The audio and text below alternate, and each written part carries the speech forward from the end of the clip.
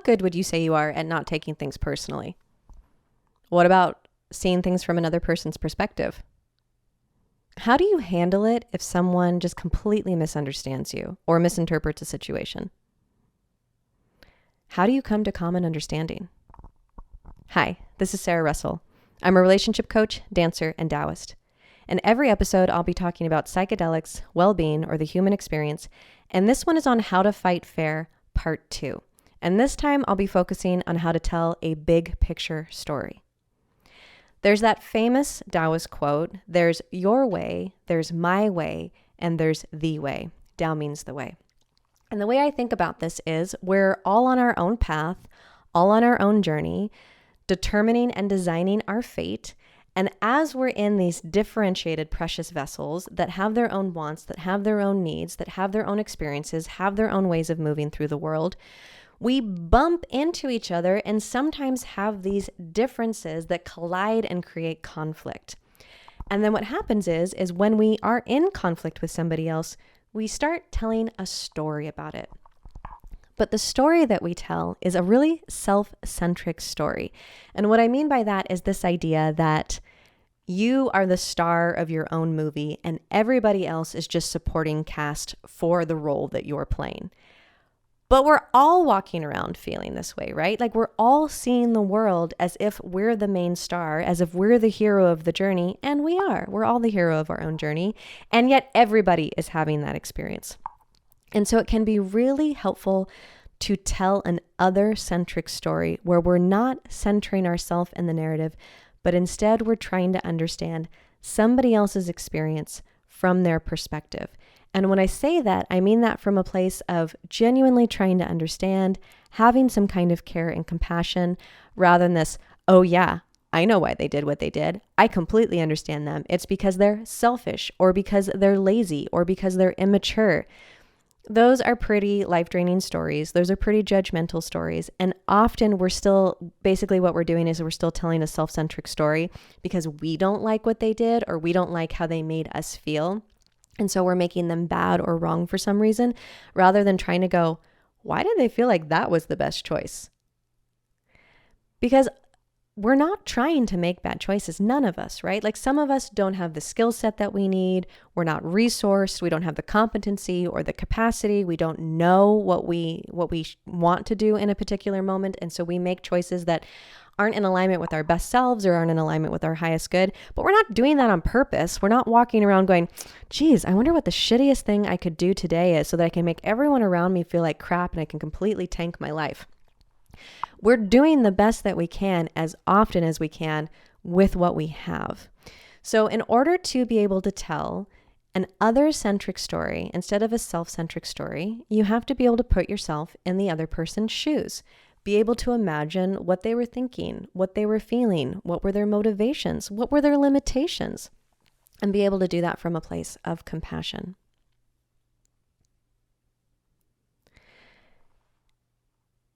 If we want to be in cooperative relationships with other people, we have to be able to demonstrate care and commitment and compassion.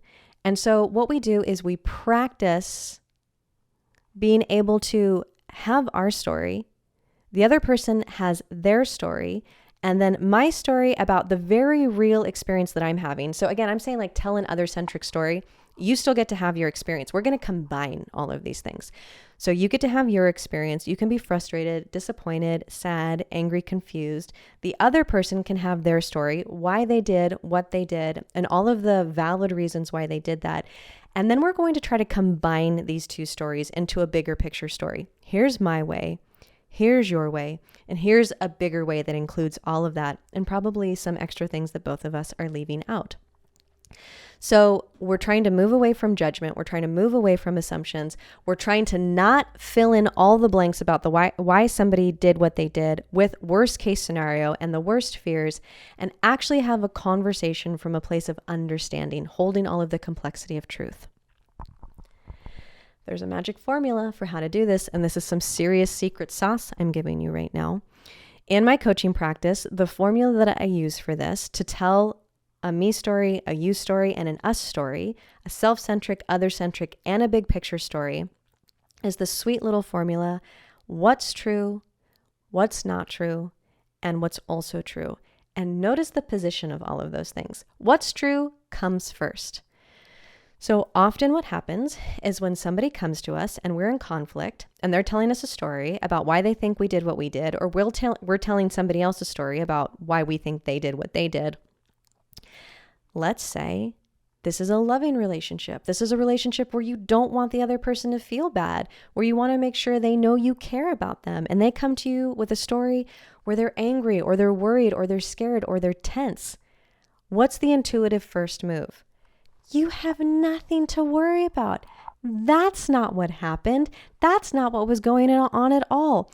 And if the person is like, I'm worried that you're, let's say for instance, losing interest in me, you go, of course I'm not losing interest in you. I love you so much.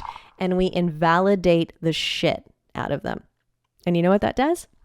That causes all of their fears and all of their worry and all of their paranoia to root down deeper in their body. And now it's stuck in there because they're going, it's a way of making people feel crazy, where they're going, I'm having this feeling, but now I'm confused about why I'm having this feeling because you're telling me that I shouldn't feel this way, or I thought this was my experience, but you're telling me that wasn't the experience that happened, but I think that's what happened. That can be really unnerving and confusing, and it actually creates more agitation in the body. So the power move here, the move of understanding and compassion and care, is to validate the other person's story, to go, what's true about what you're worried about? What's true about the experience you were having? And that's really counterintuitive, to go, you have a good reason to be scared. You have a good reason to be angry, because we don't want the other person to be scared or angry, either because we care about them or because we're defending ourselves and we don't want the other person to be upset with us. So this is a really counterintuitive mood. And let's say it's a little bit more contentious, right? Let's say it's someone that you care about, but they're coming to you with a story that pisses you off because they've got it all wrong. They completely misunderstood it. They didn't get you at all. And now you're feeling resentful and defensive because how dare they tell that story? So again, there might be this move of invalidation because now you're defending yourself and what your intentions were and what you want. Again, that is a way to really shut down the other person so that they can't hear you, so that they're not going to understand you. You're not understanding them. They're not going to understand you. And so what I want you to do is I want you to get out your detective hat, your favorite pair of binoculars, your best magnifying glass, and I want you to go through their story and I want you to find everything that's true about it first. And if you're having a hard time doing that, if you can't find something that you think is true about their story, then you're going to say something along the lines of, I imagine the reason you think that is, and then you're going to give your best guess as to how they possibly could have gotten there. And you're going to do that without shame and without judgment and without blame. You're really going to try to put yourself in the other person's perspective. So for example, let's say someone is doing dishes at the sink and you think they're mad. Like the way maybe they're really scrubbing the plates, or like you've said something to them a couple times and they've ignored you. And then after they're done doing the dishes, you're like, hey, babe, like it seems like you're mad at me. And I'm worried now, like the story that I'm telling is that you're mad at me because you were doing the dishes. You think I'm not pulling my weight. I think you think I'm kind of a slob. I think you think you do more work. And now you're super resentful, but you won't just ask for help when you need it. Instead, you get pissed and go quietly seethe at the sink while you're washing the dishes. And then I have to pull it out of you while you're mad. How often does the other person go, I'm not mad. I'm fine. It's fine. Instead, the what's true in that moment is, and again, we're hunting for the kernel of truth in this. An example would be, what's true is I was a little irritated because I was already tired. What's not true is that I was irritated at you. What's true about your story is I do feel like I do more of the housework around the house because I feel like I have a higher cleaning standard than you. And so I just care about these things more. For instance, I know there's always this debate around like, do you use hot water or do you use cold water when you're washing the dishes? Because people have very specific preferences around this, right? Like the people that are higher standard around cleaning are like, you have to use hot water and soap in order to get that clean. And then there are those people that just like run it under the cold water, like run their thumb around the rim of the glass in order to get it clean, don't even use any soap and call it a day. So you could say what's true is that I do feel like I have the higher standard around cleaning and that I am going to take more time and care and that I do have to do more work around the house. So we're validating first so that the other person has this moment of being recognized in their feelings, in their story, of being seen. Then the next part of this formula, and I kind of hinted at this in the example that I just gave, is what's not true. So now you get to go through and say, hey, here are all the ways that you missed the mark, that you got it wrong, that you misinterpreted it in some way. So in the example that I just gave, where I said what's true is I have the higher standard, what's not true is that I'm resentful towards you about that. Like I'm perfectly fine to pick up more of the weight around this, to do more of the labor, because I like a clean kitchen. And if I leave it to you, it's probably not going to get clean. And like, yeah, would it be nice if there was more help? Sure. But like, I'm perfectly happy to do this. It doesn't feel like a super big deal for me. So you get to say like, yeah, this is what's true. This is what's not true. And then the last piece of this formula, what's also true, is anything that person potentially missed, like information they didn't know, a bigger cultural or social context, information that was left out in some way from the story they were telling.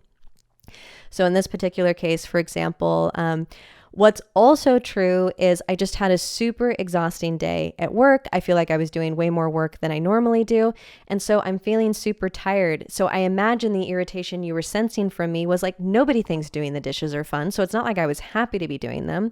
I didn't feel like you needed to be doing more of them because I have the higher standard. But what's also true is I was extra tired tonight. And yeah, if you were trying to get my attention, I probably didn't hear you because I was rehashing all of the work conversations in my head. And in general, I'm just a little grumpier overall, but it's not about you, particularly in this moment.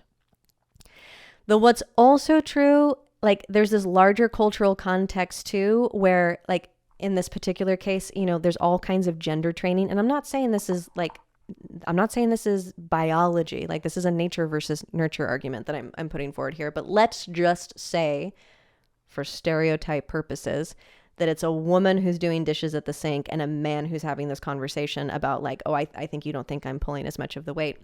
Then the woman could say, and what's true is, yeah, like it is a little frustrating that it feels like domestic labor tends to fall along gender lines. So there may be like a piece of that. Like I imagine that part of the reason you're worried about this is because there's the stereotype that men do less and women do more in the house. And you're worried that I'm resentful about that. And if you want to negotiate a redistribution of chores, I'm happy to do that. You know, so there may be this larger cultural context that's also playing into the tension of the dynamic in some way. And gender training is one of the ways that tension can be added in. Also, any of the big bads, right? Any kind of power imbalance, any of the isms or phobias, that may also be creating tension in a particular dynamic where, yes, it's kind of sort of about you, and it's also about like the larger context that's also contributing to the specific interaction. So what's true? What's not true, what's also true, is one of the ways that we have a bigger picture story, a common understanding about what's going on. And when we do this, we're offering the super powerful, potent gift of being able to see, hear, and understand each other. And the level of care and intimacy that can build is so wonderful. And as you're going through like what's true, what's not true, what's also true, like again, it might be hard for you to find that kernel of truth. It might be hard for you to validate. So as you're practicing this, be easy on each other because you're going to mess it up. It's going to be awkward. You're going to kind of do it wrong. You're probably going to irritate people. It's a little clunky to begin with. But if you keep practicing it, it will get smoother and the other person will start to feel more ease and you'll start to build more trust that you can move through these conflicts from a place of not having to defend yourself or prove yourself or really make your case, but instead going, there's enough room for us to each have the experience that we were having and tell the stories that we're telling. And as we tell those stories, we're going to actually listen to each other and upgrade the story so that it's holding more truth. And that is just a wonderful way to begin to learn how to fight fair. Thanks so much for listening.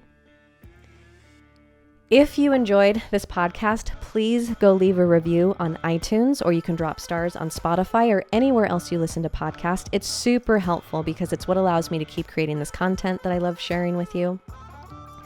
Also, you can go to trendswithbenefits.com in order to see all of our written work. I have articles over there. My fellow host of Trends with Benefits, Kyle, has work over there, as well as a bunch of other wonderful contributors.